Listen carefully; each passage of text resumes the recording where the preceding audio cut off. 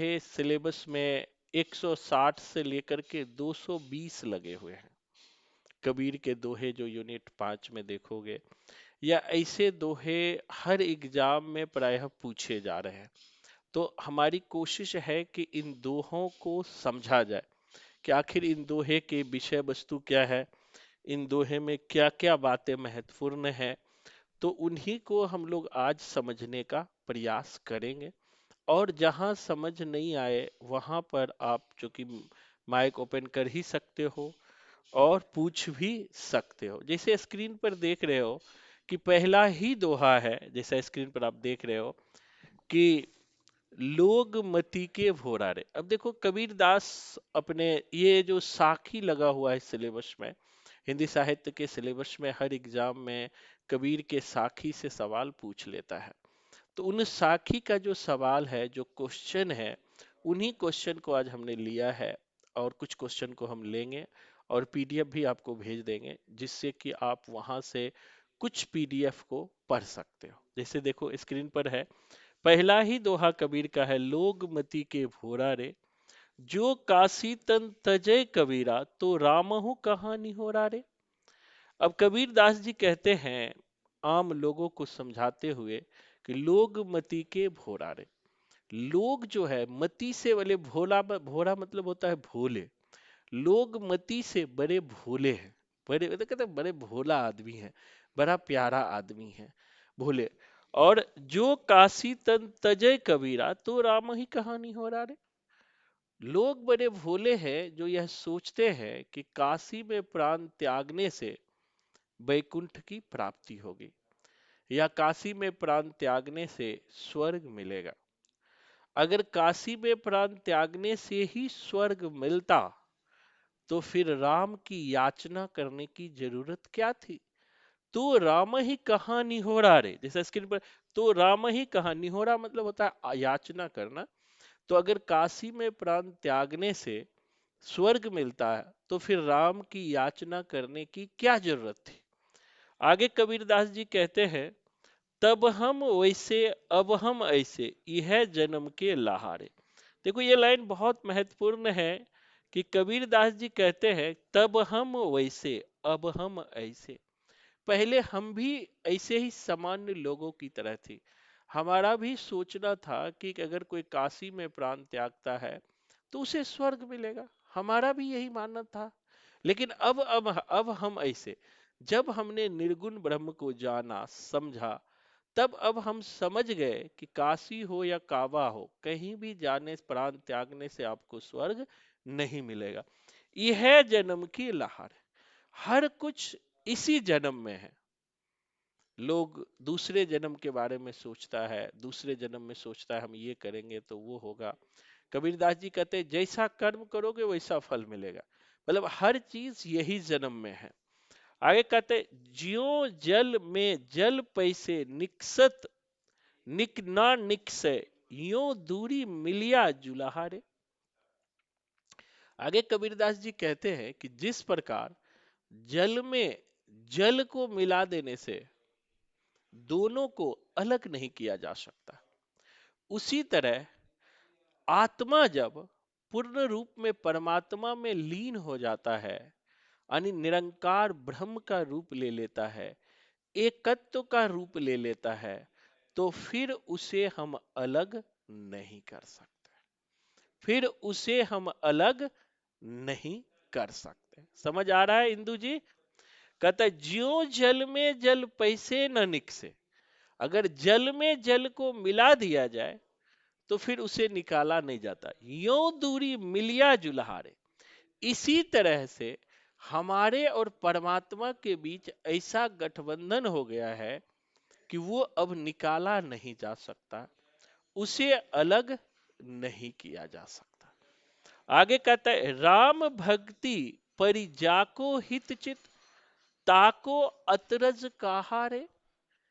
जिस व्यक्ति का राम में हित और चित्त लगा हो, अर्थात जिसने अपने आप को निर्गुण राम में समर्पित कर दिया हो, उन्हें किसी भी प्रकार के आश्चर्य नहीं होना चाहिए। जैसे जब आप अपने आप को संपूर्ण शक्ति से किसी लक्ष्य को पाने में लगा देते हैं, तो फिर आपको किसी भी प्रकार का आश्चर्य या किसी भी प्रकार का अतरस नहीं होना चाहिए। मतलब कबीरदास जी कहते हैं कि अगर आप राम की सच्ची भक्ति कर रहे हो, तो फिर आपको शंका नहीं करना चाहिए कि पता नहीं राम मिलेगा कि नहीं मिलेगा। आप सच्चा पढ़ाई कर रहे हो तो लक्ष्य के प्रति शंका नहीं करना चाहिए। कहता है गुरु प्रसाद साधकी जसंगति, जन जीते जाए जुलाहारे।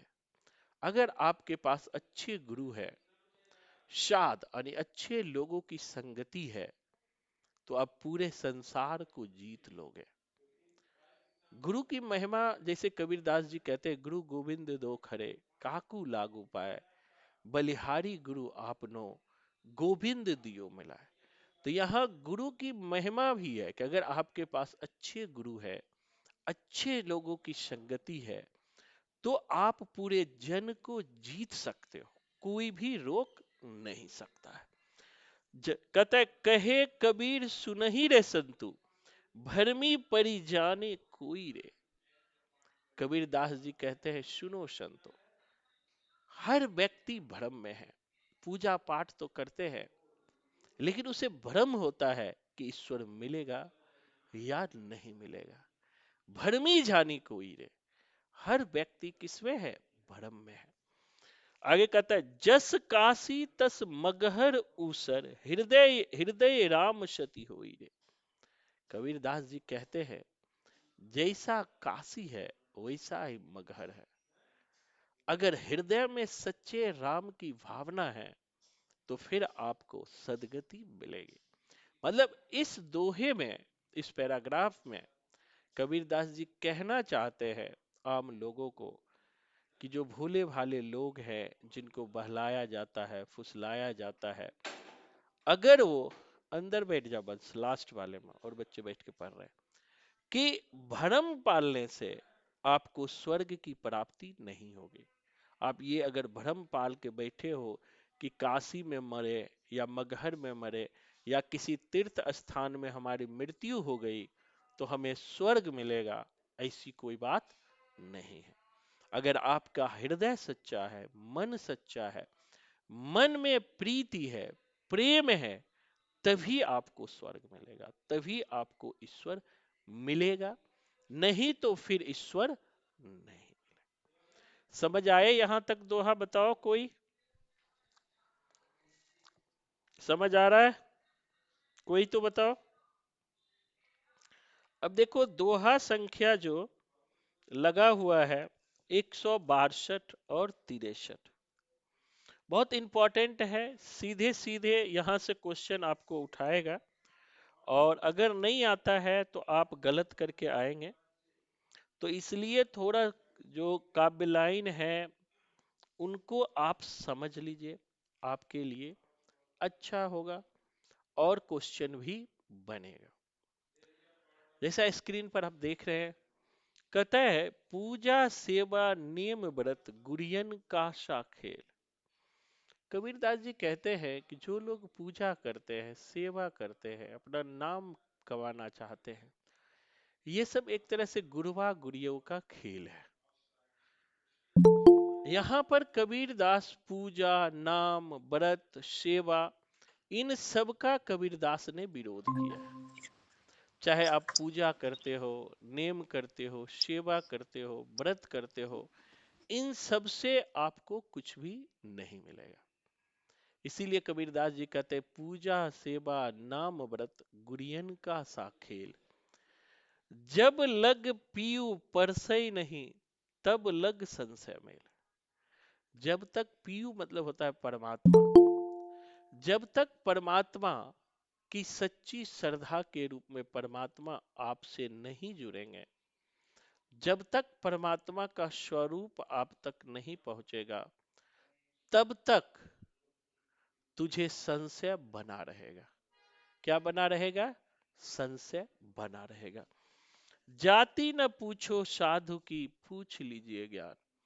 ये लाइन तो कबीर की खूब पूछता है, हर एग्जाम में पूछता है। मोल करो तलवार की, परा रहने दो म्यान। जाति न पूछो साधु की, पूछ लीजिए ज्ञान। कबीरदास जी कहते हैं कभी भी जो ज्ञानी व्यक्ति है, जो सज्जन व्यक्ति है, उनका जाति नहीं पूछना चाहिए कि किस धर्म के हैं, किस जाति के हैं, उनका क्या रहन सहन है।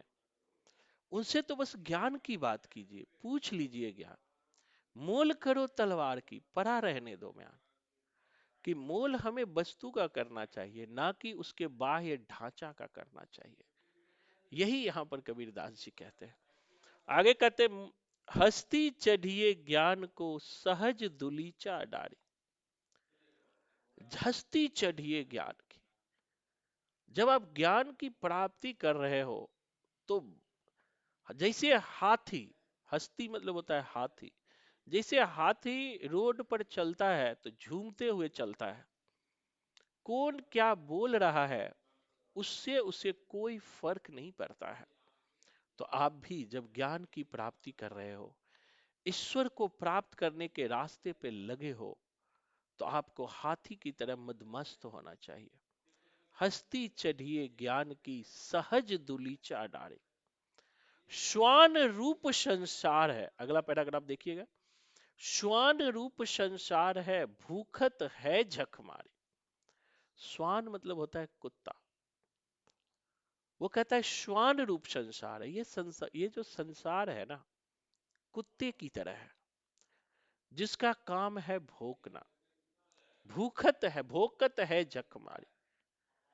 आप अच्छे काम करोगे तब भी भोकेंगे, बुरे काम करोगे तब भी भोकेंगे।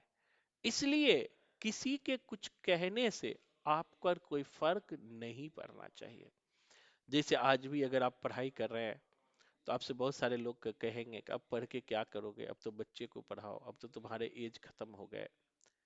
तो ऐसे लोग जो है समाज के कुत्ते रूपी लोग हैं, जिनका काम ही है भोंकना, जो दूसरे के प्रगति को देख नहीं सकते हैं।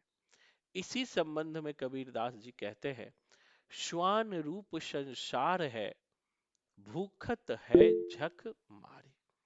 समझ आ रहा है? श्वान रूप संसार है, समझ आ रहा है सबको? भूखत है झक मारे। तो यही रूप नाम है श्वान रूप। किसका लाइन है? तो याद रखिए कबीर का लाइन है। कभी कभी व्याख्या भी पूछ लेता है, तो इसको याद रखिएगा। अगले दोहे की तरफ चलते हैं, आज कबीर का देखेंगे। अब कबीर दास के नेक्स्ट दोहा बहुत इंपॉर्टेंट है, देखिएगा। अब देखो कबीर दास जी कहते हैं, यहां पर कबीर दास जी ब्राह्मणों पर व्यंग करते हुए दिखाई पड़ते हैं। जो पंडित लोग हैं, जो कहते हैं कि हम ईश्वर को पहुंचाते हैं या ईश्वर के मार्ग के कनेक्शन हैं, उन पंडित लोगों पर भी कबीर दास ने व्यंग किया है। और यहां व्यंग में कबीर ने कहा है, समझिएगा, कि कबीर दास जी कहते हैं, तेरा मन तेरा मेरा मन मा कैसे एक होई रे। अब कबीर दास पंडितों से कहते हैं, बता पंडित, तेरा और मेरा मन कैसे एक हो सकता है, तू ही बता। तेरा और मेरा मन यानी कि तुम्हारा सोच और मेरा सोच एक जैसे कैसे हो सकता है, समझिएगा। कबीरदास जी कहते हैं, मैं कहता हूं आंखन देखी। अब यहां पे कबीरदास जी कहते हैं कि मैं जो बात कह रहा हूं वो आंखों देखी कह रहा हूं। जो चीज देखता हूं, जो चीज महसूस करता हूं, वही कह रहा हूं। मैं कहता हूं आंखन देखी, तू कहता है कागज की लेखी। तू जो कह रहा है कागज की लेखी, यानी मैं जो समाज में चीजों को देख रहा हूं उसके अनुसार अपने बयान दे रहा हूं। और तू कागज का लिखा हुआ, जो सालों हजारों साल पहले लिखा गया है, उसके आधार पर तू अपना बयान दे रहा है, अपनी बातें कह रहा है। तो फिर तेरा और मेरा मन एक कैसे हो सकता है? आगे कहता, मैं कहता समझावन हारी, तू राखियो उलझाई रे। मैं कहता हूं कि समाज को समझाओ, सही रास्ते पर ले जाओ, लेकिन तू क्या करता है? समाज को उलझा देता है, आपस में झगड़ा लगवा देता है, आपस में मार करा देता है, हिंदू मुस्लिम करते रहता है, दलित ब्राह्मण आपस में लड़ाते रहता है। तो इन लड़ाई को तुम क्या करो, रोको। इन लड़ाई को तुम क्या करो, रोको। जब तक तुम इस लड़ाई को रोकोगे नहीं, समाज में आगे नहीं बढ़ सकते हो। आगे देखिएगा, मैं कहता तू जागत रही हो, तू रहता है सोई रे। यहां पर कबीरदास जी कहते हैं कि मैं तो डेली कहता हूं तुम जीवन में जागो, अपने कर्म को, अपने लक्ष्य को पाने के लिए जागते रहो। तू रहता है सोई रे, और तू क्या कर रहा है, सो रहा है। अपने लक्ष्य के प्रति, लक्ष्य से भटक गया है, अपने लक्ष्य से तू दूर हो गया है, तो फिर तुम अपने लक्ष्य को कैसे पाओगे। कहता है मैं कहता निर्मोही रही हो, तू रहता है मोही रे। मैं तुझे बार बार कहता हूं कि इस संसार के माया से निर्मोही बनो, किसी जाल में तुम मत पड़ो। संसार से विरक्त होकर जीवन के लक्ष्य को प्राप्त करो। लेकिन तू रहता है मोही रे, लेकिन तुम वही मोह में, माया में, मकर जाल में फंसे रहते हो। जुगन जुगन समझावत हारा, जुग जुग से तुम्हें समझाते हुए लोग हार गया है। कहीं ना मानत कोई रे, कोई मेरी बातों को नहीं मान रहा है। यानी कबीरदास जी कहते हैं कि जुग जुग से, प्रत्येक युग में अच्छे अच्छे लोग हुए हैं जो लोगों को समझाया है कि जीवन में कैसे आगे बढ़ना है, जीवन में तुम कैसे आगे बढ़ सकते हो, तुम अपने लक्ष्य को कैसे प्राप्त कर सकते हो। समझाते समझाते हार गया, लेकिन तुम समझते नहीं हो। नहीं समझने के कारण ही तुम इस संसार में ठोकर खा रहे हो, संसार में परेशान हो रहे हो। तू तो रंडी फिरे भिहंडी, सब डन डारे खोई रे। तुम तो उसी बेस्या की तरह हो जो अपने सारे इज्जत को, इज्जत रूपी संपत्ति को खो करके इधर उधर भटकते रहता है। इसी तरह तुम्हारे पास जो भी जीवात्मा है, शरीर है, उस शरीर को इसी संसार में लगा करके धीरे धीरे शरीर को खो देते हो और तुम मर जाते हो। आगे कहता है कबीरदास, सतगुरु धारा निर्मल बाहे, बामे काया धोई रे। सतगुरु की धारा, गुरुओं की धारा, गुरुओं की वाणी की धारा निर्मल बह रही है। बस आपको है कि अपनी काया, अपने शरीर को धो लेना है। अर्थात कबीरदास जी कहते हैं बहुत सारे उत्तम लोग हैं जो ज्ञान की बातें कर रहे हैं। आज संसार में ईश्वर नहीं है या दिखाई नहीं पड़ते हैं, लेकिन उनकी बातें, उनकी सोच गुरु के माध्यम से, सतगुरु के माध्यम से आप तक पहुंच रहा है। तो आपका कर्तव्य है कि उसमें हम अपनी काया को धो लें, उस ज्ञान से हम अपने आप को खुद संचित कर लें। आगे कहता है, कहत कबीर सुनो भाई साधु, तब ही वैसा होई रे। कबीर दास जी कहते हैं कि सुनो भाई, जब तक तुम सदगुरु की संगति नहीं लोगे, अच्छे ज्ञान मार्ग पर नहीं चलोगे, निर्गुण ब्रह्म के प्रति आस्था नहीं रखोगे, तब तक तुम आगे नहीं बढ़ सकते हो। अगर ऐसा करोगे तो तुम उच्च पद को प्राप्त करोगे। तो ये जो लाइन है बहुत ही महत्वपूर्ण लाइन है, आप याद रखिएगा। और बार बार यहाँ से सवाल पूछता है, और कोशिश है कि चूंकि यूनिट 5 के बहुत सारे चीज आपने ऐप पर भी पढ़ लिया, हर जगह पढ़ लिया, तो एक डिस्क्रिप्शन जरूरी है, अंडरस्टैंडिंग जरूरी है।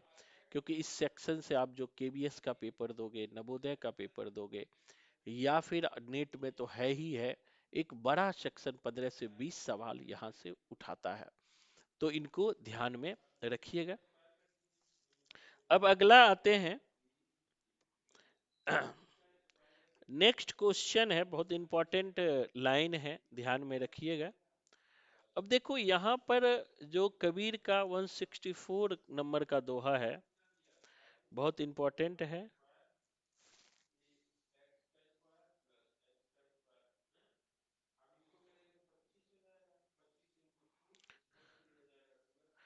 अब देखो इनको समझिएगा चौथा, दुल्हीन अंगिया काहे न धोवाई। कबीर का लाइन है, आपको पता ही है। कब दुल्हीन मतलब होता है जीवात्मा, मतलब कि जो एक इंसान का जन्म होता है, जन्म के समय वो बिल्कुल प्योर होता है, लेकिन धीरे धीरे जब बच्चे बड़े होते हैं, इस संसार में आते हैं, तो झूठ, लोभ, मोह, पाप, सबसे वो जुड़ते चले जाते हैं, अपने जीवन को उस दुख से जोड़ते चले जाते हैं। तो कबीरदास जीवात्मा से कहते हैं कि दुल्हीन, हे जीवात्मा, अंगिया मतलब होता है चोली, अंगिया मतलब होता है शरीर। तुम इस जीवात्मा से कहते हैं, हे जीवात्मा, तुम इस शरीर रूपी अंगिया को काहे न धुबाई। अब तो तुम बुजुर्ग हो गए, इतने 60-70 साल इस संसार में रहे, इस दौरान आपने अपने अंदर प्योरिटी क्यों ना लाए, अपने शरीर रूपी चोली को क्यों ना प्योर किया, क्यों ना साफ किया। बाल पने की मैली अगिया विषय दाग पड़ी जाई। बालपन, बचपन से ही ये जो शरीर है, इसमें विषय, वासना, काम, मोह, लोभ, सबके दाग पड़ गए हैं। इन दाग को तुमने काहे नहीं धुबाए हो। बिन धोए प्रिय रीझत नाही, सेज से देत गिराई। जब तक तुम इस शरीर रूपी जीवात्मा को प्योर नहीं करोगे, साफ नहीं करोगे, परमात्मा तुम पर रीझेंगे नहीं, तुझे बार बार सेज से गिरा देंगे, बिस्तर से गिरा देंगे। अब तो फिर ईश्वर मिलेगा कैसे? आगे कबीरदास कहते हैं, सुमरन ध्यान के साबुन करि ले सतनाम दरियाई। सुमरन ध्यान के साबुन करि ले, सुमरन और ध्यान रूपी साबुन से शरीर को धोइए, मतलब ईश्वर का सुमरन कीजिए, ईश्वर का ध्यान कीजिए, तभी आपका शरीर प्योर होगा। जैसे हम साबुन से नहाते हैं तो हमारा शरीर क्या हो जाता है, प्योर हो जाता है। उसी तरह जब आप सुमरन और ध्यान से शरीर को धोएंगे, करिले सत्यनाम दरियाई, तभी उस दरिया को, आप सतनाम की दरिया को पार कर सकते हैं। दुविधा के भेंट खोल बहुरिया, मन के मैल दुभाई। सारी मन की दुविधाओं को खोल दो, मन में जितने भी विषय वासना है उनको निकाल दो, उनको अलग कर दो, मन की मैल धुआई, और सारे मन का जो मैल है उसे धो लो। चेत करो तीन पन बीते, अब गवन नगी चाई। गवन मतलब होता है गौना। कहता है 3 पन बीत गया। 4 पन होता है, आपको पता है, बचपन, जवानी, ठीक है। अब जो 4 पग होता है, बचपन होता है, जवानी होता है, अर्ध जवानी, बीच का एक और कहा जाता है, चौथा पन बुढ़ापा होता है। तो 3 पन बीत गया है, चौथा पन अब बुढ़ापा आ गया है। अब तो अलर्ट हो जाओ, अब तो समझ जाओ। पालनहार द्वार है ठाढ़े, अब काहे पछताई। अब कहता है जो पालनहार है वो तुम्हारे द्वार पे खड़ा है, पालनहार जो है तुम्हारे रास्ते पे खड़ा है, अब पछताने से तुझे कोई कुछ नहीं होगा। इसलिए अभी भी ईश्वर के शरण में तुम पहुंचो। जो पालनहार है, जो ईश्वर के रचना करने वाले हैं, वो अब आपको ले जाने वाले हैं, आपके द्वार पे खड़े हैं। तो अब आपको पछताने से, परेशान होने से कोई फायदा नहीं है। समझिएगा मेरी बात को। कहते हैं कि कबीर का ये लाइन बहुत फेमस है, जो हर एग्जाम में पूछता है, दुल्हीन अंगिया काहे न धोवाई। हे जीवात्मा, तुम शरीर रूपी अंगिया अर्थात चोली को क्यों नहीं साफ किया है। बाल पने की मैली अंगिया विषय दाग पड़ी जाए। बचपन से ही विषय वासना रूपी दाग से ये जीवात्मा, ये शरीर मैली पल गई है। बिन धोए प्रिय रीझत नहीं, बिना धोए प्रिय रीझेंगे नहीं, और सेज से देत गिराई। सेज से क्या करेंगे? गिरा देंगे। सुमरन ध्यान के साबुन कर ले। ईश्वर को पाने के लिए जिस तरह हम साबुन से शरीर धोते हैं, उसी तरह मन का जो मैल है वो कैसे दूर होगा? सुमिरन से, मतलब ईश्वर को याद करने से, ईश्वर को ध्यान करने से। दुविधा के भेद, जो भी मन में दुविधाएं हैं उनको खत्म करो, उसको मेट दो। चेत करो, चेत जाओ, 3 पन बीत गए हैं आप, अब बुढ़ापा आ गया है। पालनहार द्वार है ठाढ़े, कि जो पालनहार ईश्वर है अब आपको ले जाने से, अब तो मृत्यु की घड़ी है, वो तो द्वार खाड़े है, अब आपको वो ले जाने वाले हैं, इसीलिए आप अलर्ट हो जाओ, तभी आप सक्सेस कर सकते हो। कहवत कबीर सुन रे बहुरिया, चित अंजन दे आई। कबीर दास जी कहते सुनो बहुरिया, कम से कम अब तो जाने वाले हो, चित्त में अंजन लगा लो। अंजन मतलब होता है काजल। जैसे कोई ससुराल आती है तो आंखों में सुंदर दिखने के लिए काजल लगाती है, उसी तरह अब ईश्वर के पास जाने वाले हो, अब तो अंजन में काजल लगा लो। अर्थात कहने का मतलब है कि अब तो अपने दिल को, मन को प्योर कर लो। अब जाते समय भी विषय वासना, गुस्सा, ये सब आपके अंदर रहेंगे तो आपको ईश्वर कभी नहीं मिलेंगे। अगला समझिएगा।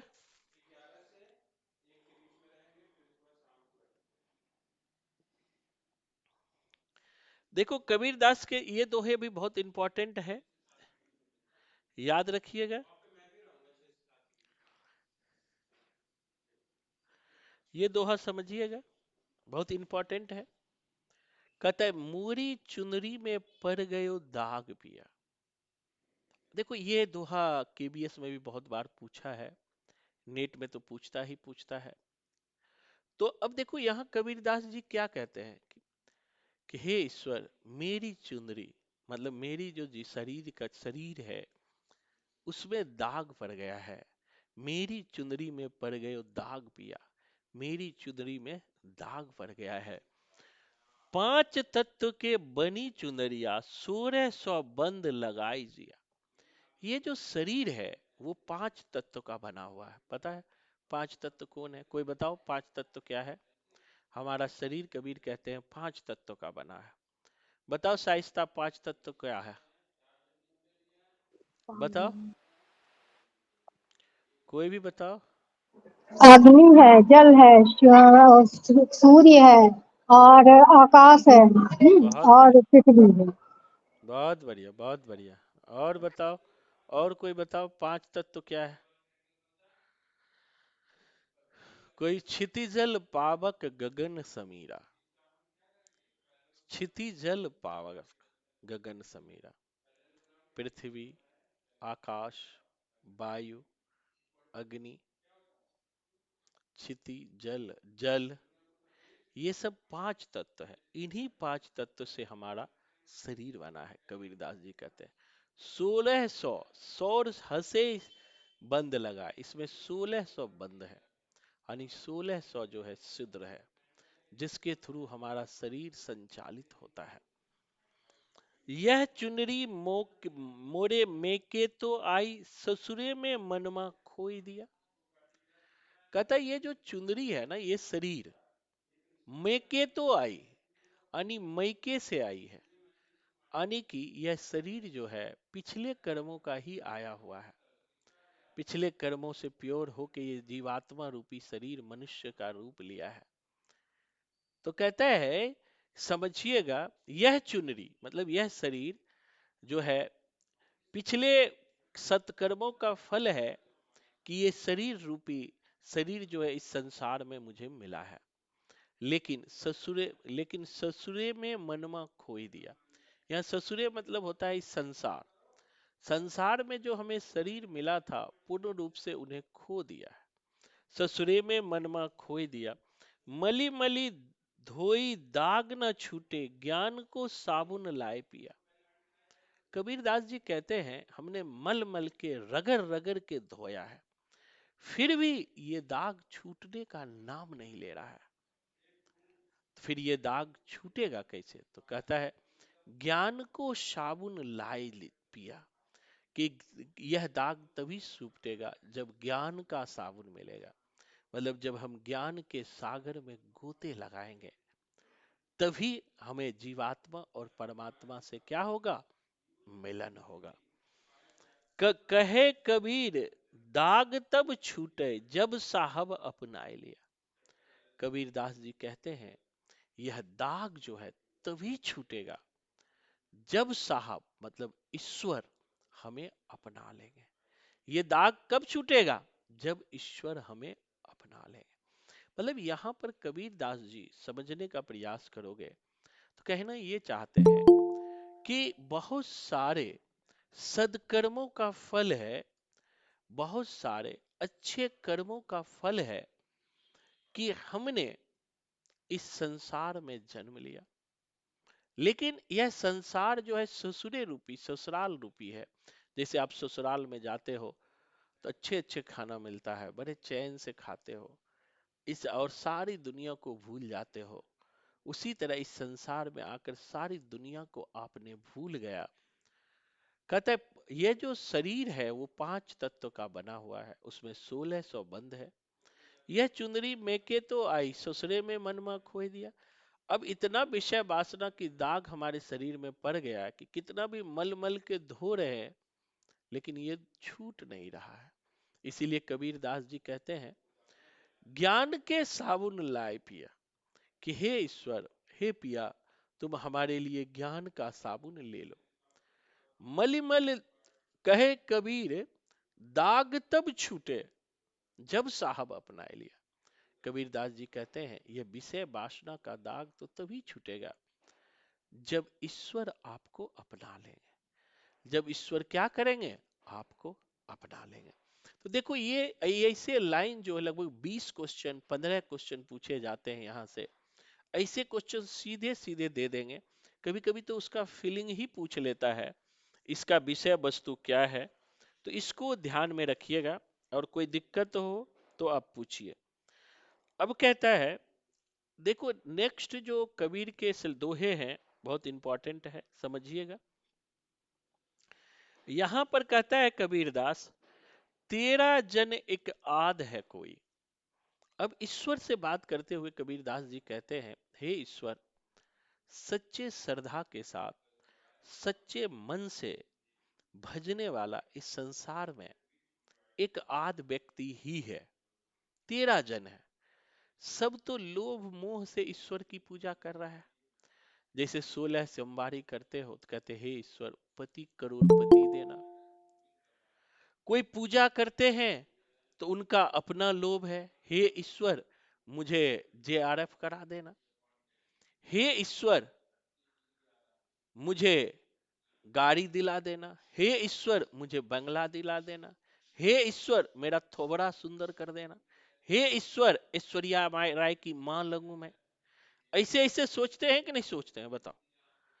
तो इसीलिए कबीरदास जी कहते हैं कि हे ईश्वर, तेरा जन एक आध है कोई, यानी कि तुम्हारे सच्ची श्रद्धा से निष्काम भक्ति करने वाले एक आध ही लोग हैं। कहता है, काम क्रोध और लोभ विवर्ती हरिपद चिन्ह है कोई। कि सारे लोग काम क्रोध लोभ मोह में जुड़े हैं। हरि पद यानी ईश्वर के पद को, ईश्वर के रास्ते को, ईश्वर के चिन्ह को एक आधी व्यक्ति है जो चिन्हता है, जो उन्हें पहचानता है। कोई भी नहीं पहचानता है। कहता है, राजस तामस सात्विक तीनों ये तेरी माया। कि हे ईश्वर, तेरी 3 माया है, राजसिक, तामसिक और सात्विक। 3 माया का नाम सुने होंगे, राजसिक, तामसिक। कहते हैं ना, तामसिक भोजन नहीं करना चाहिए। तामसिक भोजन मतलब होता है चिकन मटन खूब एकदम दबा के खाते हैं। राजसिक मतलब एकदम ठाठ बाट में रहना, आईफोन में रहना। अभी देखो ब्याह का शादी हो रहा है, कितनी भी ठंडी हो जाए, लड़कियों को देखोगे कि स्वेटर पहन के नहीं जाएगी। जा देखते हो शाइस्ता, बताओ, किसी को स्वेटर पहन के जाते देखे हो? बताओ, बताइए तो, जाते हुए देखे हो? नहीं। नहीं जाते देखते। मैं तो इधर रात में छुट्टी क्यों हो रहा है पता है? कंटिन्यू 3-4 दिन से शादी में जा रहा हूं, मैं भी परेशान हो गया, मन नहीं करता है। लेकिन सारे हमारे ही स्टूडेंट की शादी है, वो कहते हैं सर आओगे नहीं तो काम कैसे चलेगा, आना तो पड़ेगा। फलनी के शादी में आए हो तो मेरे शादी में आओ। अब शादी में जाने का मतलब है कि सुबह शाम को निकलो और आते आते 1 बज जाना। तो ये ठंडी का मौसम शादी वाला मौसम होता है। हर हर ठंडी में जा रहा हूँ, हर दिन जा रहा हूँ, कल भी गया हूँ, परसों भी गया हूँ। तो मैं भी कभी कभी जा जा के परेशान होता, खा खा के परेशान रहता हूँ। मन भर गया है मिठाई उठाई खा खा के सब। तो यही कहता है ये जो राजसिक राजस मतलब होता है राजसी, सात्विक सात्विक मतलब होता है सात्विक। ये तीनों भगवान की ही माया है। कबीरदास जी कहते हैं, समझिएगा, राजस तामस सात्विक तीनियों ये सब तेरी माया, ये सब तेरी ही माया है। चौथे पद को जे जन चिन्ह तिनहि परम पद पाया। इन तीन के अलावा चौथे पद तुम्हारा भजन है, ईश्वर की उपासना है, ईश्वर का समर्पण है। और जो ये चौथा पद पहचान गया वही ईश्वर तक पहुंच पाया है। वही कहां तक पहुंच पाया है? ईश्वर तक पहुंच पाया है। कहता है असंतुति निंदा आशा क्षण तजय ज्ञान अभिमाना। खास करके बुरा मत मानना, लेडीज के पेट में बात नहीं मानता है। सारी लेडीज जो पहले ही कह दिया बुरा मत मानना। कोई बात सुन ली तो अपनी सहेली को फोन करके बताए बस तुम्हें बता रही हूं, किसी और को मत बताना। किसी एक को बता दो पूरी दुनिया में बातें फैल जाती है। सही बात है कि नहीं है? बताओ, कोई भी बताओ माइक ओपन करके, बहुत सारे बच्चे क्लास में आज हो। सही बात है कि नहीं शाइस्ता? तुम ही क्लास में हो और तो कोई है नहीं। तुम ही बताते रहो, हम मिलाते रहो, तो फिर मुझे पढ़ाने में मजा आता है, नहीं तो मैं बोर हो जाता हूँ। नहीं सर, है सब क्लास में तो। है ना? सही बात है, क्लास में जुड़ो, पढ़ने में मजा आएगा, तभी याद होगा। तो कबीर दास जी कहते हैं सारे लोग ऐसे असंतुत। नहीं होते हैं सर। हाँ, मिंटू भी है क्लास में।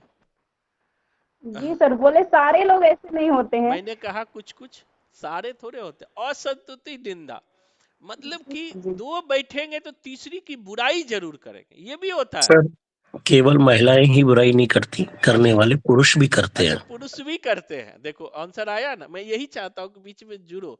बेटा अभी तक एक बार भी नहीं बोले, ये बात इसलिए बोला हूं कि आप लोग बोलो क्लास में, जिससे ये अच्छा लगे कि हम आपस में बात। जैसे ऑफलाइन मेरी 12 बजे से क्लास होती है, तो मुझे पढ़ाने में बड़ा मजा आता है क्योंकि बच्चे बीच बीच में बोलते रहते हैं। ऑनलाइन में क्या होता है, कोई बोलते नहीं है तो मैं अकेले बोल बोल के थक जाता हूँ। तो यहाँ कबीर दास जी कहते हैं कि हर प्रकार के असंतुति निंदा आशा छोड़े, आशा भी छोड़िए। आप किसी से उम्मीद लगा के बैठे हो कि भाई ये तो हमें ये चीज देगा, और उम्मीद टूटता है तो दुख होता है। तो कबीरदास जी कहते हैं निंदा आशा छोड़े तजय ज्ञान अभिमाना। कि सारे, आप कभी कभी लगता है हम बड़े विद्वान हैं, हमें ऐसे कैसे बोल दिया, अभिमान होता है, घमंड। जैसे देखो हमारे बहुत सारे बच्चे दिल्ली विश्वविद्यालय में परमानेंट हो गए। अरे भैया इतना घमंड हो गया कि मैं क्या बताऊं। मैं भी गुरुजी रहा हूं, फोन करता हूं उठाता नहीं है। नौकरी लग जाए, अभी 2 4 बच्चे का नौकरी लगा है, और मैसेज किया मैंने कि बधाई भी दिया बेटा, फ्री होके कॉल करना, अभी तक फोन नहीं आया है। तो यही होता है कि जब कोई चीज हम पाते हैं ना, मन में एकदम पूरा हो जाता है, आई एम द बेस्ट, अहम ब्रह्मा आसमी। तो बोलता फिर ईश्वर आपको नहीं मिलेगा। अगर ऐसे आप छोटी छोटी सफलताओं पे घमंड करोगे, अभिमान करोगे, तो ईश्वर से दूर तजय मान अभिमाना। सारे मान को कोई इज्जत देता है उसको भी, या अभिमान को कोई इज्जत नहीं देता है उसको भी, सबको त्याग दो। मतलब कि आप इंसान हो, हर समय एक जैसे रहो। ये नहीं कि कोई गाली दे रहा है तो उसको अट्रैक्ट कर रहे हैं, तभी आप ईश्वर तक पहुंच सकते हो। आगे कबीरदास जी कहते हैं लोहा कांचन सब कर ही देखे। कबीरदास जी कहते हैं सच्चे भक्त जो होते हैं ना, उसके लोहा और कंचन, कंचन मतलब होता है सोना, बहुमूल्य धातु, उन दोनों में कोई फर्क नहीं करता है। कि जो साधु होता है, जो सत्संगति होता है, जो ईश्वर के राह पर चलने वाले होता है, कहने का मतलब है उन्हें बड़े और छोटे में कोई फर्क नहीं होता है। जैसे सोना और कंचन में कोई अंतर नहीं होता। ते मूर्ति भगवाना, तभी आपको भगवान की मूरत, ईश्वर के नजदीक आप हो पाओगे। अगर आप मान लिया कि पंडित हो और सोचते हो ये तो दलित है, इसको हम क्यों मंदिर आने दें, तो फिर आपको भगवान नहीं मिलेंगे। अगर आप अपने आप को उच्च कुल का समझते हो और दूसरे को हे मानते हो, तो आपको ईश्वर नहीं मिलेगा, क्योंकि सब ईश्वर के संतान हैं, सबको ईश्वर ने बनाया है। तो फिर ईश्वर द्वारा बनाई गई वस्तु से हम भेद कैसे कर सकते हैं। आगे कबीरदास जी कहते हैं, माधो चिंत मणि हरिपद रमय उदासा। कहता है हे माधो, हम कुछ वही सच्चे भक्त होते हैं जो चिंतमणि एकदम चैतन्य मन से हरि पद में अपने आप को खोए रहते हैं। तृष्णाम अरु अभिमान रहित है, कहे कबीर सो जाता। जो तृष्णा मतलब तृष्णा, लोभ, सबको त्याग देते हैं, कबीरदास जी कहते हैं, वही हरि के दास होते हैं, हरि के भक्त होते हैं, हरि के प्रति समर्पित होते हैं। कबीरदास यहाँ निर्गुण ब्रह्म की भी बात करते हैं। कबीरदास इस दोहे के माध्यम से आपको निष्काम कर्म की बात करते हैं कि अगर कोई कर्म आप किसी उद्देश्य की प्राप्ति के लिए करते हो, तो वो फिर वो कर्म सही नहीं है। आप जब निष्काम कर करते हो, निष्काम कर का मतलब होता है कोई लोभ नहीं, कोई चीज पाने की इच्छा नहीं, बस हमारा कर्तव्य है करना, तो आप कर रहे हो, तभी ईश्वर आपको अपने करीब बुलाएंगे। नहीं तो अगर किसी लोभ में, किसी मोह में, अधिकतर लोग वो कहते हैं, शुरू में ही कबीरदास जी कहते हैं, तेरा जन एक आध है कोई।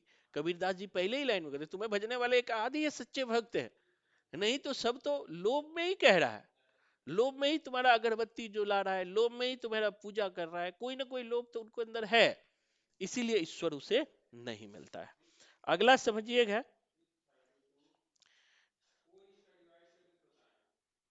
देखो बड़े मजेदार दोहा है 167, समझिएगा, यहां से भी क्वेश्चन। देखो कबीर दास से आज के क्लास से 2 क्वेश्चन तो रहेगा, 2 क्वेश्चन कबीर के जो पंक्तियां हैं उससे हर एग्जाम में पूछते हैं, अगर नवोदय जाओगे, केबीएस जाओगे। मान्यवर, क्या ये सभी दोहे हैं? हाँ, ये साखी है, कबीर के साखी है, दोहे नहीं साखी। साखी, शब्दी और रामायणी, 3 है ना कबीर के, तो उसमें जो साखी सिलेबस में है, पद संख्या 160 से 210 तक, 210 तक साखी आपके सिलेबस में है, नेट के सिलेबस में। तो यद्यपि ये नेट के सिलेबस का मैं करवा रहा हूं, लेकिन अदर एग्जाम में भी कबीर के जो साखी हैं, साखी का मतलब क्या होता है, कोई बताइए, साखी का क्या मतलब होता है? ये सर साक्षी, साक्षी। साक्षी मतलब क्या? गवाह। प्रमाण। हम्म प्रमाण। प्रमाण, वेरी गुड। यहां पर देखो एक चीज समझिएगा, कबीरदास जी जो भी बात कह रहे हैं वो प्रमाण के साथ कह रहे हैं। जितने भी कबीरदास की दोहे हैं, बीजक में संकलित है, उसमें जो साखी है ना, तो कबीरदास जी जो भी अगर व्यंग भी करेंगे तो प्रमाण के साथ। तो यहाँ जो पंक्तियां पढ़ोगे, ऊपर भी हमने पंक्तियां पढ़े, उसमें आपने देखा वो प्रमाण दे रहे हैं, वो आपको ऑटोमेटिक समाज में आज भी दिखेगा। अभी कबीरदास ने क्या कहा, ऊपर वाला कहा कि तेरा जन एक आध है कोई, ऊपर कबीरदास क्या कहा, तुम्हें भजने वाले सच्चे मन से एक आध ही है, नहीं तो सारे लोग क्यों भज रहे हैं तुम्हें, लोभ में भज रहे हैं, मुंह में भज रहे हैं, किसी चीज की आशा में भज रहे हैं, तो फिर तुम्हें ईश्वर का जन कैसे हो सकता है। सारे स्तुति निंदा, अगर आपको अब सर, देखो, बोलिए। सर इसमें मैं सॉरी सर, बीच में बोल रहा हम्म। हूँ। सर कहीं ना कहीं ऐसा लगता है कि वो प्रमाण कबीर का खुद का अनुभव है, अनुभव जन्य प्रमाण है। बिल्कुल अन्यत्र भी बिल्कुल एक जगह कबीर ने कहा है, तू कहता कागज की लेखी, मैं बिल्कुल कहता आंखियन की देखी। बिल्कुल तो वो बिल्कुल अनुभव का इसी में, प्रमाण है, वही बिल्कुल साखी है। बिल्कुल। पहला जो आपको मैंने कहा ना कि जो पहला दोहा आपने लेट से ज्वाइन किया है, पहला दोहा यही है जो एक 160 दोहा हमने पढ़ाया अभी, अभी तुरंत कहता हूँ, देखिए ये दोहा जो है ना, हाँ, नहीं आगे आएगा। ये जैसे कि लोग, पहला दोहा है, लोगमती के भोरा रे, लोगमती के बड़े भोले हैं। वो अपने अनुभव से, कबीर का जो भी है ना, कबीर यहाँ पर ये बात भी कह रहे हैं, दूसरे या तीसरे दोहा में मैंने बताया था कि पूजा से जब, एक सेकंड, तीसरे दोहा में शायद हमने कहा था, हाँ, मेरा तेरा मनुआ कैसे एक होई रे, मैं कहता हूं आंखन देखी। अब यहाँ पे जो कबीर समाज में देख रहे हैं, उसके अनुसार तू कहता है कागज की लेखी, तुम तो जो हजारों साल पुराने पुराण वगैरह वगैरह लिखे गए हैं उनके अनुसार कह रहे हो, तो फिर तुम्हारा और मेरा मन कैसे होता है? जैसे आज का समय है, तो कबीरदास जी जिस समय हुए थे, जिस मध्यकाल में हुए थे 14वीं सदी में कबीरदास जी, तो उस समय जो स्थिति थी उनको उन्होंने आधार बनाया। हम जो अभी बात कर रहे हैं 21वीं सदी में कबीर की बात कर रहे हैं, और कहीं ना कहीं कबीर लगभग 600-700 साल कबीर को हो गए हैं। कहीं ना कहीं कबीर की बातें, कबीर की सोच आज भी मेल खा रहे हैं। जैसे एक जगह कबीर कहते हैं, हस्ती चढ़िए ज्ञान की सहज दुली चाडारी, स्वान रूप संसार है भूखत है झकमारी। उस संसार को उन्होंने कुत्ते रूपी कह दिया। स्वान मतलब कुत्ता होता है। क्यों कह दिया कि स्वान रूप संसार है भूखत है झकमारी? कि आज भी 600 साल बाद भी अगर आप कोई काम कर रहे हो, चाहे वो काम कैसा भी हो, टोन कसने वाले हजार आपको मिल जाएंगे। तो इस संदर्भ में कबीर जो महसूस कर रहे हैं, प्रमाण क्या था? उनका खुद का अनुभव था। अभी प्रमाण क्या है? अभी का भी प्रमाण क्या है? खुद का अनुभव ही तो है। आप समाज को देख रहे हैं, चीजें देख रहे हैं, समझ रहे हैं, जोड़ रहे हैं, फिर आप अनुभव को क्रिएट कर रहे हैं। मेरा प्रमाण क्या है? मैं भी लगभग पढ़ाते हुए 13-14 साल हो गया, तो मैं खुद अनुभव करता हूं, खुद महसूस करता हूं, चीजों को देखता हूं, समझता हूं, तब कोई बातें आपके सामने रखता हूं। चलिए आगे बढ़ते हैं, कुछ और लेते हैं।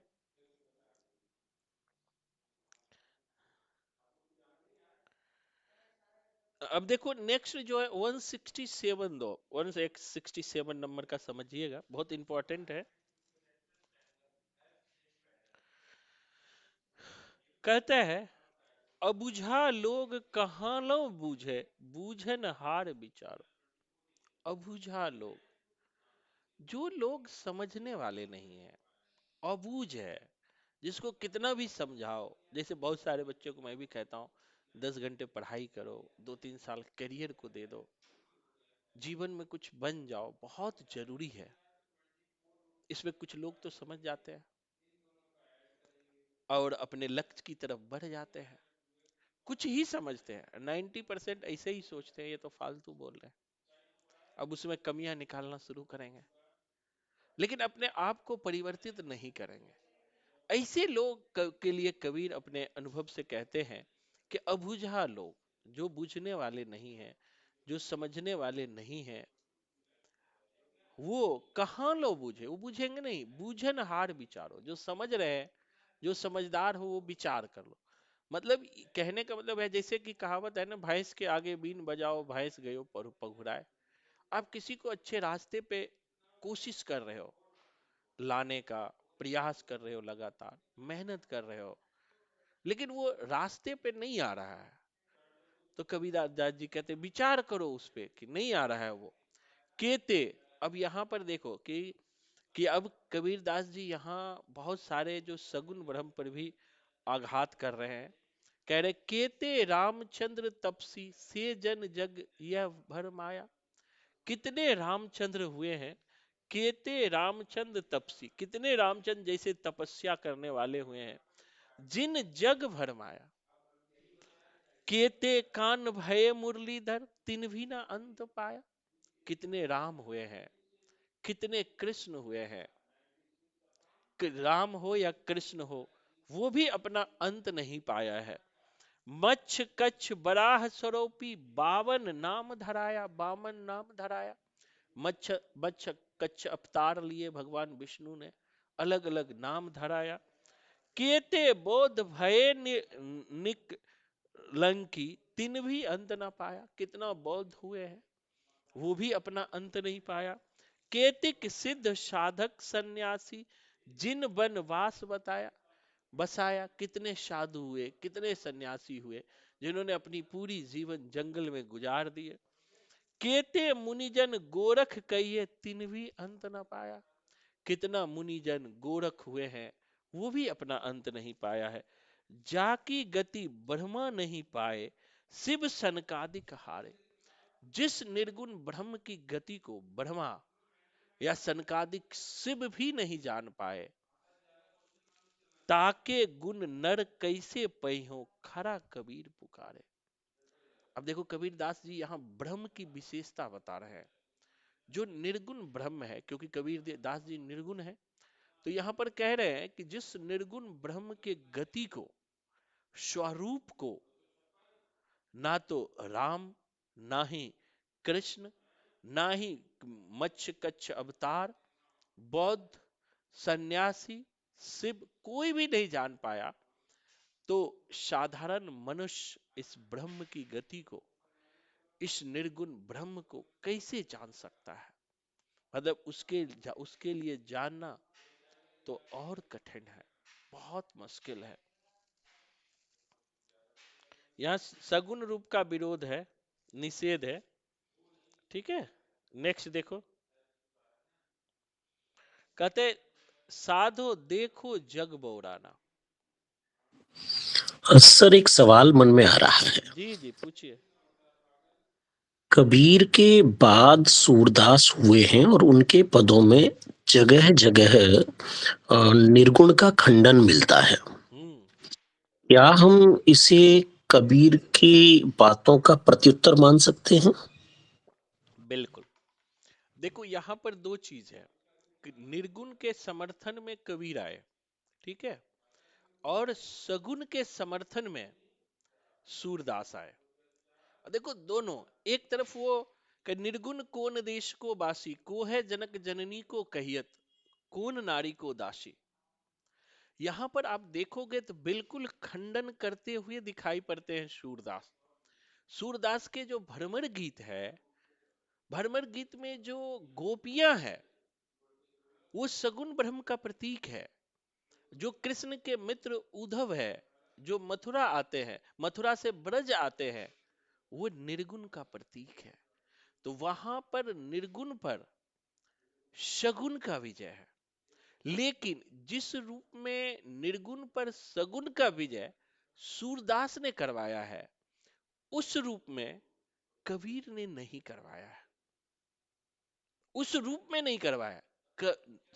सूरदास तो सीधे सीधे निर्गुण का विरोध करते हैं, और जबकि कबीर में कहीं कहीं सगुण का विरोध दिखाई पड़ेगा, जैसे इस पद में दिखाई पड़ रहा है।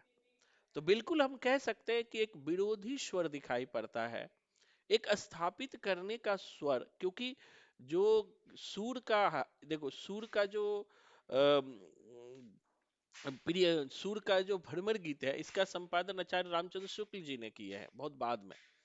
और कबीर के जो कबीर के जो साखी हैं, उसका संपादन जो सिलेबस में हजारी प्रसाद द्विवेदी का है। तो यहाँ पर जो लेखक है, लेखक में भी अगर आप देखोगे तो जो शुक्ल जी है, शुक्ल जी कहीं ना कहीं शुक्ल जी पर शगुन प्रभाव है। और शुक्ल जी पे ये भी आरोप लगता है कि शुक्ल जी कहीं ना कहीं एक तरफा दृष्टिकोण, क्योंकि शुक्ल जी जहां सिद्धनाथ और जैन साहित्य को साहित्य के क्षेत्र से बाहर कर देते हैं, और दूसरी तरफ हजारी प्रसाद द्विवेदी इन साहित्य को भी साहित्य में जोड़ने का प्रयास करते हैं। जहां शुक्ल में वैज्ञानिक दृष्टिकोण और जो खास करके विधेयवादी दृष्टिकोण दिखाई पड़ता है, तो हजारी प्रसाद में समन्वयवादी दृष्टिकोण दिखाई पड़ता है। हजारी प्रसाद द्विवेदी जहां भी लिखेंगे तो वो सब कुछ इतिहास को जोड़कर लिखने का प्रयास करेंगे, दिखाने का प्रयास करेंगे। तो यहाँ शुक्ल की तुलना में हजारी प्रसाद द्विवेदी ने जो पद लिखे हैं या जिन जिन चीजों की बात की है, उसमें समन्वय ज्यादा दिखाई पड़ता है। जैसे अब देखोगे कि अब शुक्ल को देखोगे, शुक्ल ने भक्ति काल को कहा कि भक्ति काल जो है, इस्लाम के आक्रमण का प्रभाव था भक्ति काल का उद्भव, कि बड़े जब भारत में इस्लाम आए तो बड़े स्तर पर मंदिर तोड़े गए, दिव्य पुरुषों का अपमान किया गया। अपने पौरुष से हताश जाति के लिए भगवान के शरण में जाने के अतिरिक्त दूसरा मार्ग क्या था। और वही हजारी प्रसाद द्विवेदी क्या कहते हैं, अगर इस्लाम भारत में नहीं भी आया होता तो 12 आना वैसा ही होता जैसा कि आज है।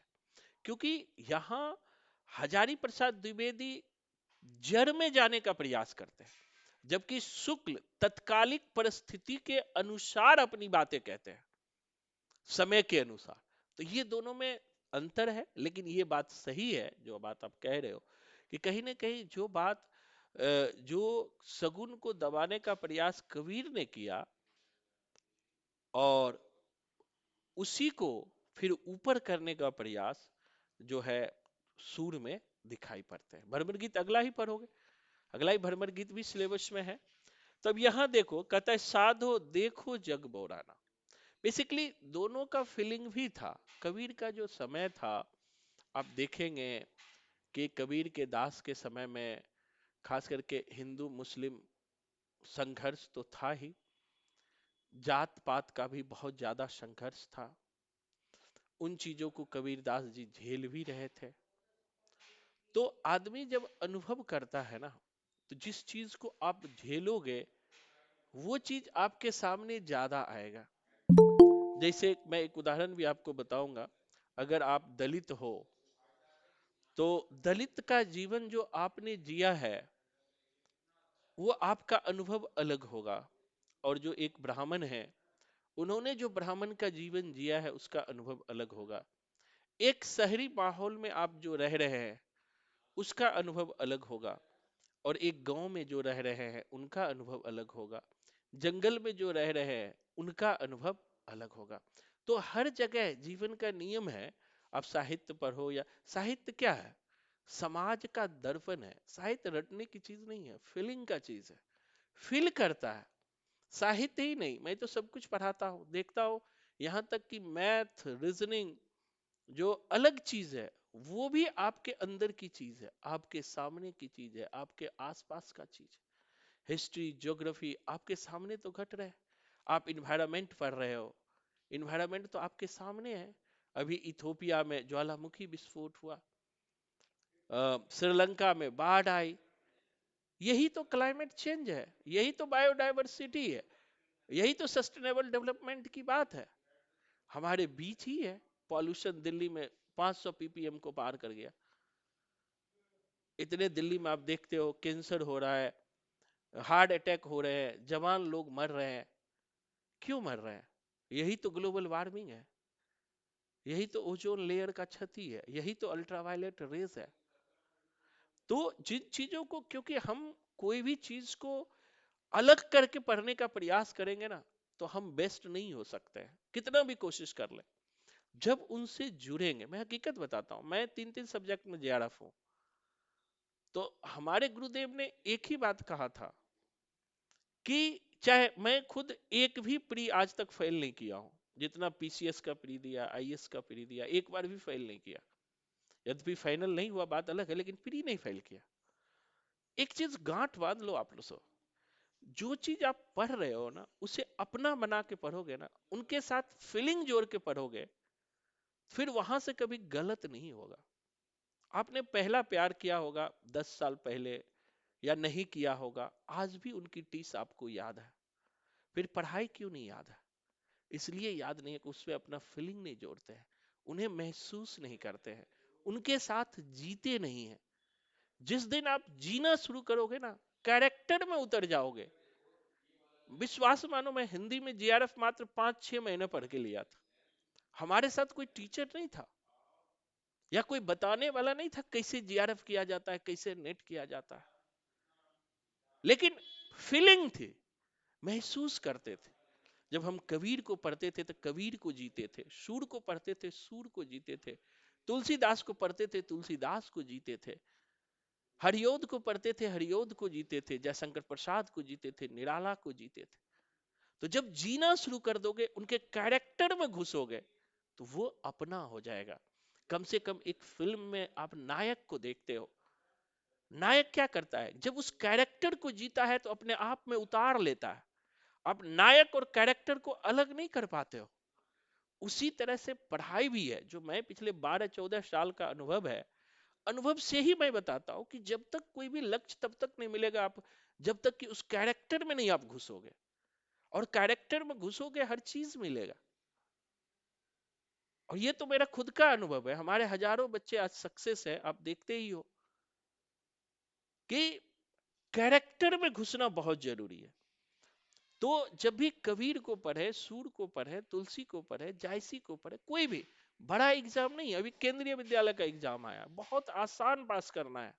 अगर 1 महीना आप अच्छे से दे दिए तो आप केबीएस में नौकरी ले लोगे, लेकिन दोगे नहीं, मुझे पता है, उस कैरेक्टर में घुसोगे नहीं, रिजल्ट नहीं होगा, रोना शुरू करते हैं, सर पढ़े तो बहुत से, रिजल्ट नहीं हुआ। रिजल्ट नहीं हो रहा है मतलब कमियां हैं बेटा, उस कमियों पे दूर करने की हमें जरूरत पड़ेगी। चलिए कुछ और चलते हैं। देखो 168 कबीर का साखी है। देखो कितना मजेदार कबीर दास जी कहते हैं, साधो देखो जग बौराना। हे साधु, देखो जग जो है बौरा गया। बौराना मतलब होता है ना अपने लक्ष्य से भटक गया है, बौराना मतलब होता है अपने लक्ष्य से भटक जाना। साची कहे तो मारन धावे, झूठे जग पछताना। कि अगर आप सच बात कहोगे तो सच बात बड़ा कड़वा होता है।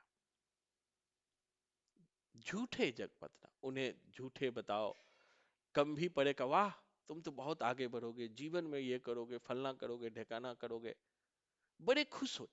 सच्चाई का सामना नहीं करते हैं, इसलिए वो पीछे रहते हैं।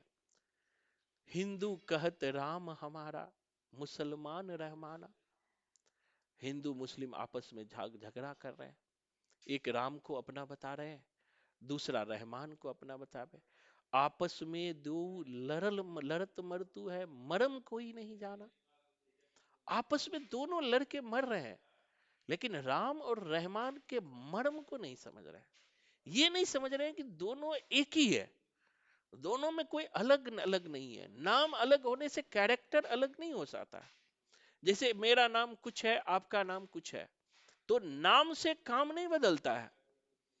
कहता है बहुत मिले मोहि नेमी धर्मी, धर्मी प्रातः करे स्नाना। कबीरदास जी कहते बहुत सारे लोग मिल जाएगा जो सुबह ऊपर 3 3 बार स्नान करेगा, ध्यान करेगा, चंदन लगाएंगे, टीका लगाएगा। आत्म छोरी पाषाणे पूजे, तिनका थोथा ज्ञान। यानी आत्मज्ञान को छोड़ करके पाषाण रूपी पत्थर को पूज रहे हैं, उनका ज्ञान थोथा है, सही ज्ञान नहीं है। आसन मारी डिंब धरी बैठे, मन में बहुत गुमाना। एकदम आसन लगा करके एकदम डिंब को, एकदम आत्मा परमात्मा में ध्यान लगा के बैठे हुए हैं, और बड़ा ज्ञान है कि हम तो बहुत बड़े साधु हैं। पीपर पाथर पूजन लागे, तीर्थ व्रत भुलाना। पीपल पत्थर सबका कर रहे हैं, दिन रात पूजा कर रहे हैं। माला पहरे टोपी पहरे, छाप तिलक अनुमाना। माला पहन ली है, टोपी पहन ली है, छापा तिलक कर लिए है, बड़ा मन में अभिमान है। गुरुवा सहित शिष्य सब बुरे, अंत काल पहचाना। ऐसे गुरु और शिष्य सभी बुरे हैं, इन सब को अंत काल में पछताना पड़ेगा। बहुतक देखे, देखो यहाँ तो यहाँ हिंदुओं के बारे में कह रहे थे, अब मुसलमानों के बारे में। बहुतक देखे पीर औलिया, पढ़े किताब कुराना। बहुत सारे पीर और औलिया मौलवी मुल्ला को देखते हो दिन रात कुरान पढ़ते रहते हैं। करे मुरीद कबर बतलावे, उन्हें खुदा न जाना। बहुत सारे चीज बता रहे हैं, लेकिन उन्हें भी खुदा असली ईश्वर का पता नहीं है। हिंदू की दया मेहर, तुर्कन के दोनों घर से भागी। यानी कि हिंदू का जो दया है और मुसलमान की जो मेहर है, मेहर एक प्रथा है, दोनों के घर से भाग गई है। मतलब हिंदू के अंदर की दया भाग गई है, और मुसलमान के मन में जो मेहर की जो भावना थी वो भी चली गई है। वाह करे जीवे वाह झटका, मारे आग दो घर लागी। जैसे देखे होगे मुसलमान लोग जो है ना, झटका खाते हैं कि पता नहीं, कोई बताओ तो, झटका खाते हैं कोई मुस्लिम हो यहाँ? मुर्गा को जो मारते हैं तो 2 तरह मारा जाता है मुर्गा को। नहीं सर। हाँ बोलिए। एक नहीं तो, सर, हाँ बोलिए। हलाल का खाते हैं, अच्छा झटका का नहीं हलाल, खाते हैं। सॉरी सॉरी जी जी। जी, अब मुझे पता नहीं है, याद नहीं है। जी जी। 2 तरह से जी। मुर्गा को मारा जाता है, एक गला रेत कर मारा जाता है ना? हाँ नहीं नहीं, याद आ गया। जो हिंदू है वो झटका मार के एक ही बार में काट देते हैं हिंदू। जैसे कि बलि चढ़ाते, हिंदू में बलि प्रथा थी ना, एक ही बार में काट देना। दूसरा होता है जो मुसलमानों में है, वो झटका होता है, ऐसे करके रेत करके काटते हो, झटका। तो उसी में कबीर कह रहा है कि दो, ये कि बा कर वाह करे जीव है, वाह झटका, कि जीव की तो हत्या कर रहे हो, चाहे वो झटका मार के कर रहे हो या जिरह करके कर रहे हो या गला काट रेत के काट रहे हो, दोनों के घर में आग लगी है। मतलब दोनों ज्ञानी नहीं है, दोनों बेवकूफ है। जीव की हत्या कर रहे हैं, एक झटके के नाम पर, एक जिरह के नाम पे। कहते या विधि हसत चलत है हमको, आपे कहे से आने, और हंसते हुए चलते हैं कि हमने तो बड़ा काम कर दिया। एक मुर्गा को जिरह करके मारा तो सोचा हमने तो बहुत बड़ा तोड़ मार दिया, दूसरा बलि चढ़ा दिया झटका मार के, हम बड़े तो अपने आप को बड़ा सयाना समझता है। कहे कबीर सुनो भादेवदी, इनमें कौन दीवाना। कबीरदास जी कहते हैं सुनो भाई साधु, बताओ इनमें पागल लोग कौन है, तुम ही सोचो विचारो, क्या ये सही है या गलत है। वो सारी बातें जो है, अब देखो एक चीज मैं आपको और बताऊंगा, कबीर दास के समय में जितनी सहिष्णुता थी, कबीर दास जी ऐसी ऐसी बातें बोल देते थे, चाहे वो हिंदू को लेकर या मुस्लिम को लेकर, आज नहीं बोल पाएंगे। क्या आज बोल सकते हैं काकर पाथर जोड़ के मस्जिद लियो बनाए, ताचरी मुल्ला बांग दे बहरों का खुदा। आज नहीं बोल सकते, आज बोलेंगे तो फतवा जारी हो जाएंगे। अर्थ समझ गए होंगे कि जो जो अल्लाह है, क्या वो अल्लाह बहरा हो गया है जो उसको सुनाने के लिए बांग दे रहे हो। यही नहीं रुके, अब देखो हिंदू पे कैसे पढ़ा पड़ता है। उसमें तो उनका विरोध किया जाता होगा सर। हाँ विरोध कर, लेकिन विरोध करने के बावजूद भी वो जिंदा बच गए, ये बहुत बड़ी बात है। आज विरोध कर दो जिंदा नहीं बचोगे। हिंदू को देखो क्या इतना कहते सब हैं। कुछ, उनको भी बहुत कुछ झेलना पड़ा होगा। हाँ बहुत कुछ झेलना पड़ा। हिंदू को क्या कहे, मुंड मुड़ाए हरि मिले तो सबको ही ले मुड़ाए। कि मुंड मुड़ाए, सर मुड़ाने से, जो हिंदू लोग जब बाप माए मरता है ना तो सर मुड़ाते हैं ना, तो उनपे कबीर कमेंट किए कि मुंड मुड़ाए हरि मिले तो सबको ही ले मुड़ाए। अगर सर मुड़ाने से ईश्वर मिल रहा हो तो सब मुड़ा लो। लेकिन अगला ही लाइन कहता है कि मुंड मुड़ाए हरि मिले तो सबको, बार बार के मुहूर्ते भेड़ न वैकुंठ जाए। कि भेड़ का तो हर साल मुंडन होता है, मुंडन होता है, लेकिन वो तो वैकुंठ नहीं जाता है, और तुम एक बार मुड़ने से वैकुंठ जाओगे। ऐसे ऐसे कबीर के बहुत सारे दोहे हैं जो समाज पे, इसीलिए कबीर को जो है विद्रोही भी कहा जाता है। यहां पर देखो कबीर को कभी कभी विद्रोही भी, समाज के प्रति विद्रोह की भावना है, जबकि तुलसी में वही समन्वय की भावना आ जाती है। देखो यहां पर दो चीजें थी, एक तरफ कबीर थे जो निर्गुण ब्रह्म का समर्थन कर रहे थे, और दूसरी तरफ आगे सूर आए जो सगुण ब्रह्म के समर्थन कर रहे हैं, और तीसरी बार सबसे बाद में तुलसी आए जो निर्गुण और सगुण दोनों का समन्वय किया। तुलसीदास मूल रूप से सगुण को मानने वाले थे, लेकिन उन्होंने कहा अगुन ही सगुन ही नहीं कछु भेदा, गावहु पुराण मुनि बुध वेदा। कि निर्गुण और सगुण में कोई अंतर नहीं है, जिस रूप में आपको ईश्वर को भजना हो भजो, मिलेगा ईश्वर। तो यहां पर जो तुलसीदास है वो ज्यादा धर्म सहिष्णु है। तो यहां पर यही चीजें कह रहे हैं। अगला देखिएगा, अगले दोहे की तरफ चलते हैं। अब देखो यहां पर जो है फिर कमेंट है, बड़ा तगड़ा कमेंट है, समझिएगा। जो है, तलफे बिनु बालम मोर जिया, बड़ा फेमस लाइन है। अब कबीर दास का इस शाखी में सूफियाना भाव है। सूफियाना भाव का मतलब होता है, देखो सूफिज्म में जो है ईश्वर को नारी बताया गया है, ध्यान रखना, ईश्वर को नारी बताया गया। जैसे पद्मावत में जो मलिक मोहम्मद जायसी की रचना पद्मावत है, आपको पता है, तो पद्मावत में जो पद्मावती है वो परमात्मा का प्रतीक है। जो रत्नसेन है, आपने पढ़ा होगा, वो जीवात्मा का प्रतीक है। और सूफिज्म की एक भारी विशेषता आपने पढ़ा है, सूफिज्म में अचानक प्रेम को दिखाया गया है, तो अंतर है। तो जो फारसी परंपरा में अचानक प्रेम को दिखाया जाता है, जिसका प्रभाव सूफिज्म पर है, लेकिन भारतीय प्रेम में अचानक प्रेम नहीं होता है। जैसे देखो सूरदास ने लड़काई के प्रेम को दिखाया है, बचपन के प्रेम को, क्योंकि जो राधा और कृष्ण बचपन से ही एक दूसरे से प्रेम करते थे। लेकिन यहाँ पर जो सूफिज्म पर हो गए वो अचानक प्रेम है। जैसे पद्मावती जो है ईश्वर का प्रतीक है, हीरामन तोता गुरु का प्रतीक है, नागमती संसारिक बुद्धि का प्रतीक है। तो आपने देखा होगा जब पद्मावत पढ़ा होगा, तो हीरामन तोता जब रत्नसेन को पद्मावती की खूबसूरती के बारे में बताता है तो रत्नसेन मूर्छित हो जाता है, और मूर्छा के बाद जब उठता है तो वो पद्मावती की खोज में निकल जाता है। तो कहने का मतलब यही है। और यहाँ पर देखोगे जो कबीर है, कबीर में भाव सूफियाना है। कबीर में जो ईश्वर है, सूफियाना भाव में ईश्वर को पति माना गया है, ईश्वर को पति के रूप में, प्रेमी के रूप में दिखाया गया है, जबकि जीवात्मा को पत्नी या प्रेमिका के रूप में दिखाया गया है। इसी संदर्भ में कहते हैं तलफे बिनु बालम मोर जिया। तलफना मतलब बेचैन होता है ना। कहता है हे प्रेमी, हे पति, तुम्हारे याद में हम बेचैन हो गए हैं। दिन नहीं चैन, रात नहीं निंदिया। दिन को न चैन आती है, न रात को नींद आती है। तलफ तलफ के भोर किया, इसी परेशानी में मैंने भोर कर दिया। तन मन मोर रहट अस डोले, सुन सेज पर जन्म छिया। तन मन, तन और मन रहट की तरह डोल रहा है। एकदम पतली रस्सी जैसे खींचते हो ना, कुएं से जो खींचते हो तो वो हिलता है, उसी तरह डोल रहा है।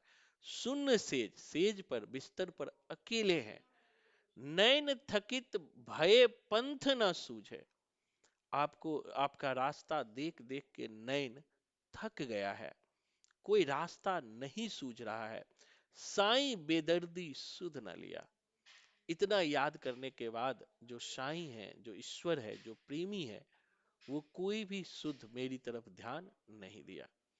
कहत कबीर सुनो भाई साधो, हरो पीर दुख जोर किया। कबीर दास जी कहते हैं हे ईश्वर, अब तो हमारी पीड़ा को, हमारे दुख को, हमारी परेशानी को हर लो।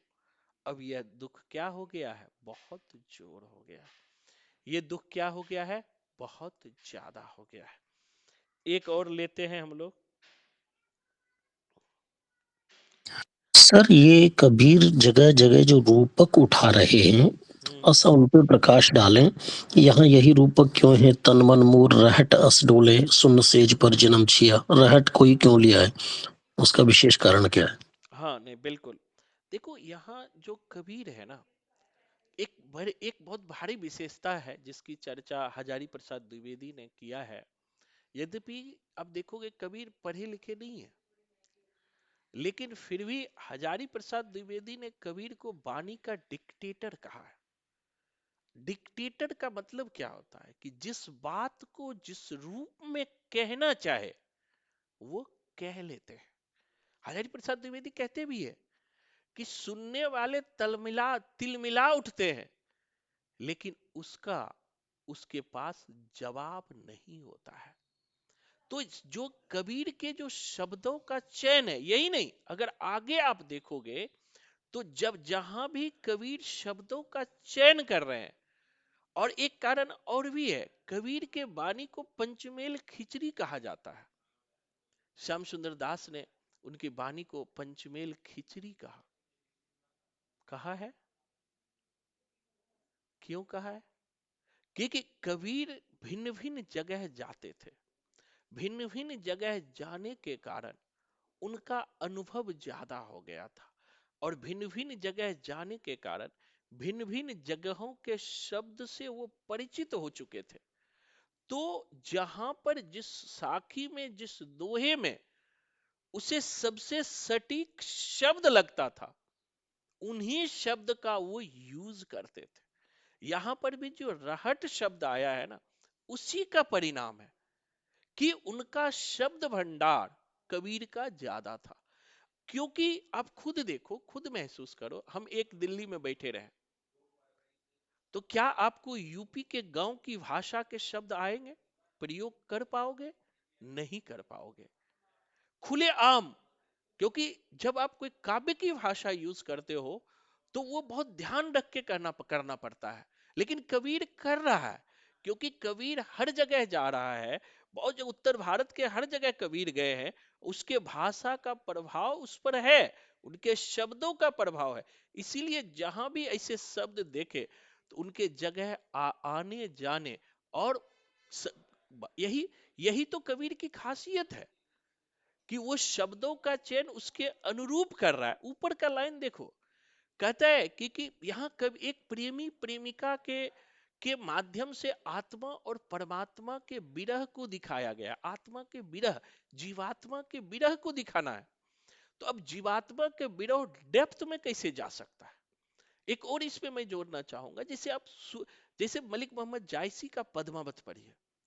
अब सोचो, कहा जाता है कि जायसी को जायसी ने नहीं बनाया। आईएएस का क्वेश्चन है ये कि जायसी को पद्मावत ने बनाया। कैसे जायसी को पद्मावत ने बनाया? तो पद्मावत में जायसी का जो शब्दों का चयन है वो बड़े निराला है, और कबीर में जो शब्दों का चयन है वो भी बड़े निराला है।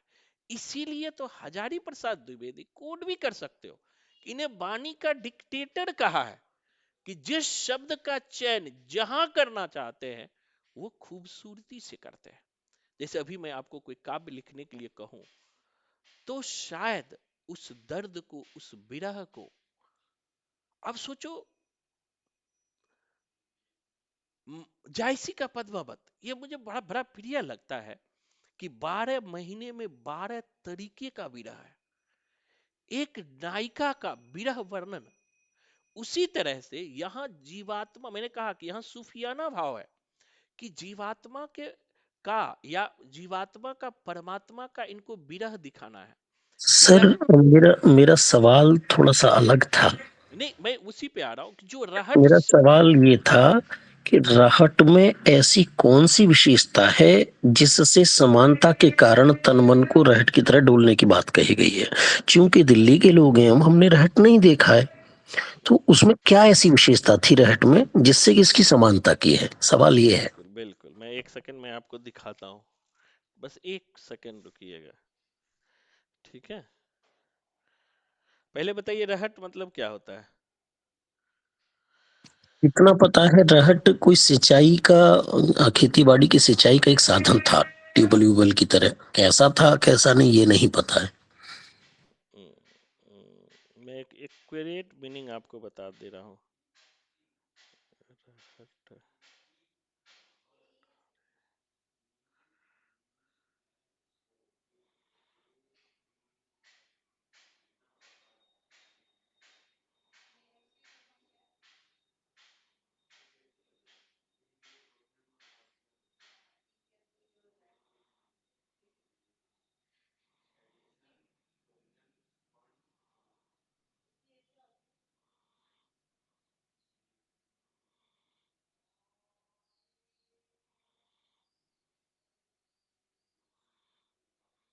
रहट, एक सेकंड रुकिएगा। मैं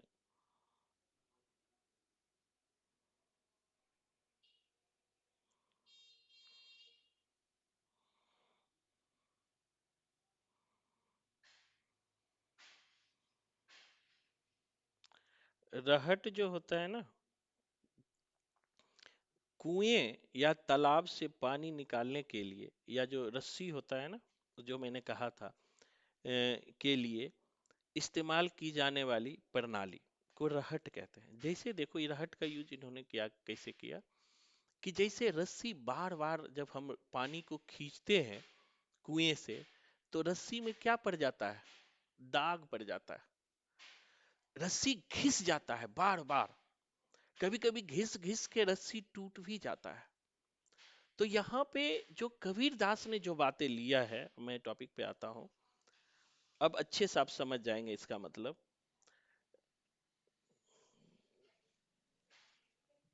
कबीर दास देखो, एक बेचैनी को दिखा रहा है, एक तरफ को दिखा रहा है, जिससे यहाँ जो जगत है, कुएं का जो जगत है, उनसे बार बार मिलने के प्रयास में वो एकदम पतला से पतला हो गया, ऊपर जा रहा है, नीचे जा रहा है, फिर भी दोनों में मिलन नहीं हो पा रहा है। उनके अंदर तरफ है, उनके अंदर बेचैनी है।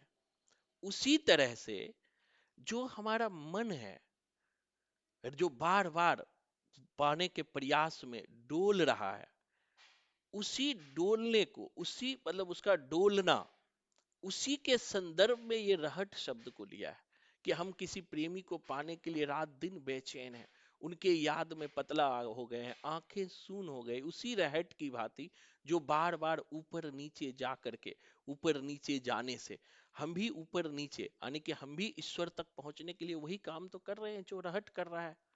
उसी के लिए यहाँ इस शब्द का चयन किया है। अब कुछ समझ आया? तन मन मोर रहट अस डोले। जैसे रहट बार बार डोलते रहता है, एक जो कुएं में या ऐसे पानी खींचने के लिए ऊपर नीचे हो रहा है, या गांव में देखोगे तो खींचने के लिए बैल लगा होता है, वो चारों तरफ घूमते रहता है, लेकिन उनका अंत नहीं होता है। उनका अंतिम लक्ष्य तक वो रहट भी नहीं पहुंच पाता है कि अब पानी निकालने की प्रक्रिया खत्म हो जाए। वो कंटिन्यू करते रहता है जब तक कि वो टूट ना जाए, चलते ही रहता है। यहां भी तो प्रेमी के याद में ये क्या है कि आंखें चैन कर रहा है, पंथ ना छूटे साईं बेदर्दी सुध न लिया, कि जो ईश्वर है, हम जो है रहट की तरह उसको पहुंचने का प्रयास कर रहे हैं, लक्ष्य तक पहुंच, लेकिन पहुंच नहीं पा रहे हैं, लास्ट में टूट जा रहे हैं, फिर भी वो हम तक नहीं पहुंच पा रहे हैं। इसी संदर्भ में इन्होंने लिया है।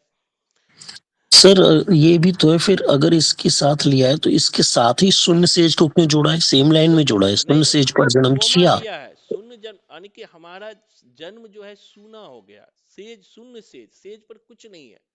हम इंतजार तो कर रहे हैं कि हमारे पति आएंगे, लेकिन हम सूना है, इनका फल कुछ नहीं है। जैसे एक रहट में जो है बार बार घूम रहा है बैल, लेकिन उनका अंतिम लक्ष्य, पानी तो वो निकाल रहा है, लेकिन उनका अंतिम लक्ष्य खत्म नहीं हो रहा है, कंटिन्यू वो गोल गोल चक्कर लगा रहा है।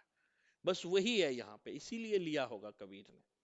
सर मुझे जो लगता है मैं अभी एक चित्र देख रहा था, उस पे गूगल पे मुझे शायद रहट का कुछ मिले, तो एक सर्किल मिल रहा है जिसमें तमाम बाल्टियां लगी हुई हैं, और वो बाल्टियों वाला सर्किल नीचे कुएं में जा रहा है, फिर नीचे से वो पानी लेके ऊपर आ रहा है। तो कहीं ना कहीं जो मैं समझ पा रहा हूँ कि रहट एक सर्किल है, एक शून्य का जैसा सर्किल परिधि होती है, एक परिधि में घूमते रहने के कारण तन मन घूम रहा है, और पीछे ये भी दे रहा है शून्य सेज। तो शून्य सेज कहीं ना कहीं वो शून्य से सरगढ़ माहे कई बार बात करते हैं कबीर, तो उस शून्य की बात होगी जहां पूरा जन्म बीता जा रहा है, लेकिन लक्ष्य नहीं मिल रहा है, निर्गुण ब्रह्म से मुलाकात नहीं हो रही है। लक्ष्य नहीं मिल रहा, वो बार बार गोल हाँ गोल घूम रहे हैं, बस, लेकिन लक्ष्य नहीं मिल रहा है, शून्य है, जीरो है, जन्म छीज गया पूरा शून्य खत्म हो सेज गया, पर। हाँ खत्म हो गया, बचपन से लिए खत्म हो गया, लेकिन कुछ मिला नहीं। ठीक है, अब देखो पीर जोर किया, यानी कि पीड़ा भी हो रहा है, कष्ट भी हो रहा है, लेकिन उसका अंतिम लक्ष्य नहीं मिल रहा है। ठीक है, तो खैर इनको एक बार ना अच्छे से देखिए। सबसे बड़ी बात है जो काव्य लाइन है ना, थोड़ा काव्य लाइन कबीर का तो इजी है, कबीर सूर, और जो जायसी का थोड़ा टफ है, और जो 50 दोहे लगे हुए हैं इसका बिहारी का, उनको इनको मैं ग्रुप में भेज दूंगा, सब बच्चे हो ही। सर, मैं एक बात में, मैं तमाम किताबें जो भी जितनी मैंने छोटी मोटी पढ़ी हूँ उनमें एक असहमति मेरी बनती है, या हो सकता है कि आप उसको क्लियर करें मेरे डाउट को। बताइए। ये कि कबीर की भाषा को पंचमेल खिचड़ी कहा जाता है,